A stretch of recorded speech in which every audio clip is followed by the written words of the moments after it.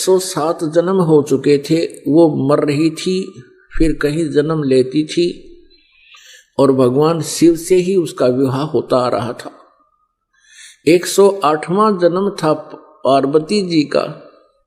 उधर से भगवान शिव जी क्या करते थे, वो पार्वती जी से इतना प्रेम करते थे अपनी पत्नी से, उनकी मृत्यु के उपरांत वो उनके कंकाल को, उनके सिर को निकाल लेते थे और उनके प्रेम में उसकी याद को ताजा रखने के लिए एक माला बना ली थी, गले में डाल लेते थे और या अपने कहीं मकान, अपने महल की खुट्टी पर टांग देते थे। उनकी याद में रोते रहते थे। एक दिन नारद जी आए, पार्वती जी से कहा कि हे माता, आप जन्म और मृत्यु के कष्ट से कितने दुखी होते हो। भगवान शंकर जी के पास, शिव जी के पास एक अमर मंत्र है, यदि वो आपको वो मंत्र दे दे, जाप करने का एक नाम है, आपका जन्म और मृत्यु समाप्त हो सकता है। पार्वती जी ने कहा कि हे ऋषि जी, आपकी बातों पर मुझे विश्वास नहीं हो पा रहा, क्योंकि भगवान शिव जी मुझे बहुत प्यार करते हैं, मेरे पति हैं और इनके स्वभाव और इनके उदार स्वभाव से मैं खूब परिचित हूं। ये मेरे लिए अपनी जान भी दे सकते हैं और वस्तु का तो कहना ही क्या। फिर आप ये कहो कि इनके पास कोई ऐसी वस्तु है और वो मुझे नहीं देते, नहीं दी, आज तक मेरे से छुपा ली, मेरा बात जची नहीं और मेरी जन्म मृत्यु का भी मुझे ज्ञान नहीं। तब भगवान नारद जी ने कहा कि माता, ये जितने भी गले में भगवान ने ये शीश, ये रूंड टांग रखे हैं तेरे खोपड़े, ये तेरे ही हैं। 107 तो ये टंगरे खुट्टी पे है और 108वां आप वर्तमान में है। और भगवान शिव जी के पास एक बहुत ही अच्छा मंत्र है, वो आपको देंगे तो आपका कल्याण हो जाएगा। पार्वती जी ने फिर वही शब्द दोहराए कि नारद जी, मुझे विश्वास नहीं हो रहा कि उन्होंने मुझे ये नाम क्यों नहीं दिया जिससे मेरा मोक्ष हो सकता है। ऐसा भगवान नहीं कर सकते, मुझसे कुछ नहीं छुपा सकते। तब नारद जी ने कहा कि अभी तक आप उनको केवल पति मान रहे हो, आपने उनको भगवान नहीं माना, आपने उनको गुरु नहीं माना। जब तक आप अधीन नहीं होगे तब तक वो आपको ये वस्तु नहीं देंगे। अभी तक तो आप उनको एक पति मानते हो और कभी कभी डांट भी लगा देते हो, और इस अनमोल वस्तु को लेने के लिए आपने बहुत विनम्र स्वभाव अपनाना होगा।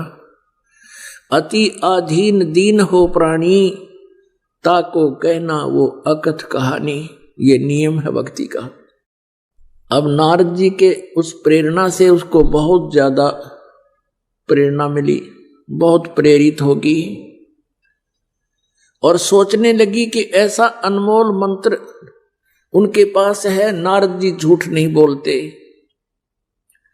इनका कोई स्वार्थ नहीं झूठ बोलने का, परमार्थी व्यक्ति हैं, ये झूठ नहीं बोलते। पार्वती जी ने सोचा कि अवश्य में मेरे अंदर ही कोई त्रुटि रही है, जिस कारण से प्रभु ने अभी तक मुझसे ये अनमोल मंत्र छुपा रखा है। अब शाम के समय जब भगवान शिव जी अपने घर लौटे, उस दिन एक विशेष परिवर्तन देखा शिव जी ने कि पार्वती जी उनके चरणों में गिर गई और फूट फूट कर रोने लगी। भगवान शिव ने कहा कि पार्वती, तेरे को किसने क्या कह दिया, मुझे बता, उसका अभी ठीक करता हूं उसको।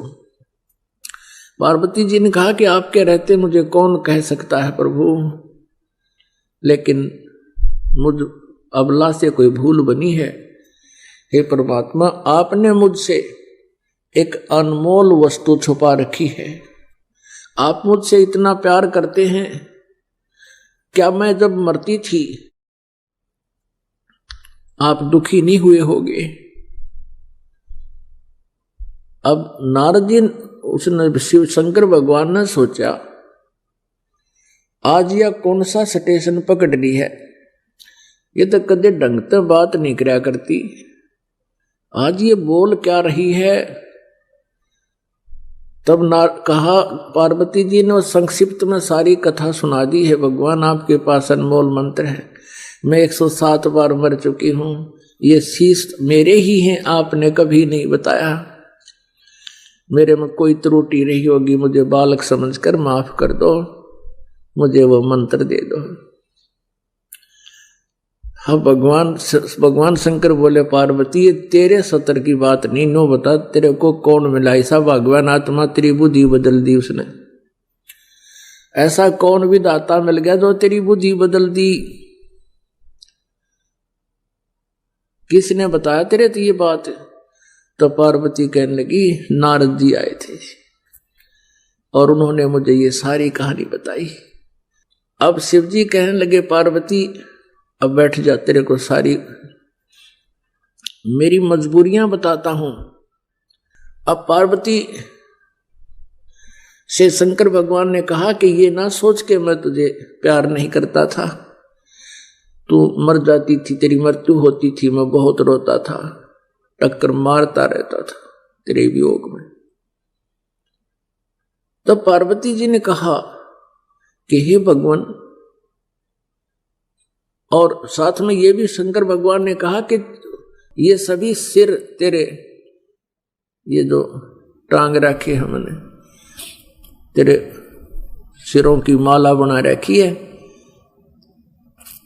जब तक तू दोबारा मुझे प्राप्त नहीं होती थी तब तक मैं इनको देख देख कर रोता रहता था। तब पार्वती जी ने कहा कि हे भगवान, आपके पास ऐसा मंत्र है जिससे मैं अमर हो सकती हूं, और वो क्यों ना दिया आपने भगवान? मैं मरती ही नहीं, आप इतने कष्ट उठाया आपने। पुण्यात्मा, जो व्यक्ति अपने प्रोसेस से परिचित होता है, अपने प्रोफेशन से परिचित होता है, वो समझता उसके कदर और वैल्यू को। ये मंत्र ऐसे नहीं दिया जा सकता। तो भगवान शंकर ने कहा कि पार्वती, अभी तक तेरी आत्मा में इस मंत्र की चाह नहीं बनी थी, इच्छा नहीं बनी थी, प्रबल इच्छा नहीं। और जब तक इच्छा ना बने तो मैं तुझे बहुत कोशिश करता था, आपका याद भी होगी, मैं बहुत बार चर्चा चलाता था कि पार्वती भगवान की भक्ति करनी चाहिए, परमात्मा की भक्ति से जीव का कल्याण होता है। लेकिन आप तो मेरी एक नहीं सुनती थी और क्या कह देती थी कि मुझे भक्ति की क्या आवश्यकता है, मुझे तो भगवान मिल गया। मैं भी चुप हो जाता था कि अब या आगे बात सुने नहीं। तो पुण्यात्माओं, जैसे समुद्र के अंदर, समंदर में सीप होती है एक, जिसमें ये मोती बनते हैं, आपने देखे होंगे, शंखले से हुआ करें शंख, ये तो ऐसा ही एक चपटा सा होता है, एक जीव होता है, उसका ऊपर का शरीर बहुत सख्त होता है, और उसमें मोती कैसे बनता है? वो सीप जिस समय उसको चाह होती है, समुद्र में एक विशेष गर्मी पैदा होती है, और उसके बाद फिर कुछ वर्षा के आसार बनते हैं। तो सीप जो है समुद्र में रहती है और ऊपर सतह पर आ जाती है। जब उसने मोती बनाना, जब उसमें मोती बनने की प्रक्रिया, उसके अंदर एक विशेष जिज्ञासा उत्पन्न होती है, चाह होते अपने आप उसका मुंह खुल जाता है। और ऊपर खुले हुए मुंह खुला हो, ऊपर से वर्षा हो जाती है स्वाति यानी आसमान की, बादलों की। तो उससे वो थोड़ा सा नीर ग्रहण करके और मुंह बंद कर लेती है, उससे मोती बनता है। और उस सीप का मुंह खुला ना हो, चाहे सारा सामन बरस जा, मोती नहीं बन सकता। तो यहां परमात्मा बताते हैं कि पार्वती के अंतःकरण रूपी सीप का मुंह बंद था, नारद जी की प्रेरणा से वो मुंह खुल गया और भगवान शिव जी ने फिर उसमें वो मंत्र डाल दिया। तो भगवान शिव ने कहा कि पहले तेरी इच्छा नहीं थी और ये ऐसा अनमोल मंत्र है, मैं तुझे ऐसे बर्बाद नहीं कर सकता, और मैं तुझे दे भी देता, बता भी देता, तो तेरे जिज्ञासा थी नहीं, यो काम नहीं करता, ये व्यर्थ जाता। तो तब भगवान शिव ने कहा, पार्वती आज तेरा सीप का मुंह खुल गया, खुला है ये, और अब ये मंत्र दूंगा तुझे, पर ये ऐसा अनमोल मंत्र है, ऐसे स्थान पर दूंगा जहां कोई दूसरा जीव भी ना सुन ले। जहां पर अमरनाथ बना हुआ है वहां एक सूखा वृक्ष था, एक सूखा वृक्ष था, कोई पत्ता नहीं था, टहनी शेष थी। और वहां जाकर उसके नीचे बैठ गए भगवान शंकर और पार्वती। भगवान शिव जी ने हाथ से 3 ऐसी जोर जोर से ताली बजाई, इतनी आवाज हुई कि आसपास, इतना भयंकर नाद हुआ कि आसपास के कोई पक्षी वहां पर था वो उड़कर भाग गया। और कहीं अंडे भी थे आसपास के वृक्षों में, वो भी पक्षी बनकर उड़ गए। उसी वृक्ष की खोगर में एक थोथे स्थान पर में जो वृक्षों में हो जाता है, उसमें एक मादा तोते ने अंडे दे रखे थे। जो समस्त अंडे थे वो तो पक्षी बनकर उड़ गए। एक गंदा अंडा था वो शेष रह गया। भगवान शिव पार्वती जी को वो मंत्र सुनाने लगा। पुण्यात्माओं, आपको पता चलेगा आप कितने पुण्यवान हो। वो जो मंत्र पार्वती जी को मिला वो मंत्र आप जी को मिल रहा है। इसके बीच में ये किसी को ना मिला, केवल कबीर परमेश्वर जी ने कुछ एक पुण्यात्माओं को दिया था। उनसे भी कह दिया था कि इसको अभी गुप्त रखना, नहीं तो काल के दूत इन मंत्रों को ग्रहण करके मेरी प्यारी आत्माओं को भ्रमित कर देंगे। अब यहां एक प्रश्न और है कि ऐसे स्थान पर मंत्र क्यों दिया भगवान शिव ने, और इसको गुप्त क्यों देते हैं? ये ऐसा मंत्र है, यदि ऐसे वैसे व्यक्ति को मिल जावे, वो इसका जाप साधना करके सिद्धि युक्त हो जाता है, और फिर वो ना जाने कितने जीवों को दुखदाई हो जाता है। पहले ये राक्षस क्यों बने? ये सभी भक्त थे, साधनाएं करते थे, गुरु होते थे। ये साधनाएं करते रहे लेकिन साथ में त्रुटियां भी करते रहे, नाम से खंडित हो गए। गुरुजनों ने उनको अपने वहां से निष्कासित कर दिया। उनके अंदर उस नाम के जाप करते रहे, सिद्धियां आ गई। उन्हीं भक्तों को के शत्रु बन गए। उनके पास भी सिद्धियां, उनके पास भी सिद्धियां, सारी उम्र लड़ते रहे, ना उनको भक्ति आपकी ना करने देते थे। आपने सुर असुरों का युद्ध खूब सुना पुराणों में, और अधिकारी जो होता उसके मुख से सुना हुआ ज्यादा असर करता है। तो वहां पार्वती जी को भगवान शिव ने वो मंत्र दिया।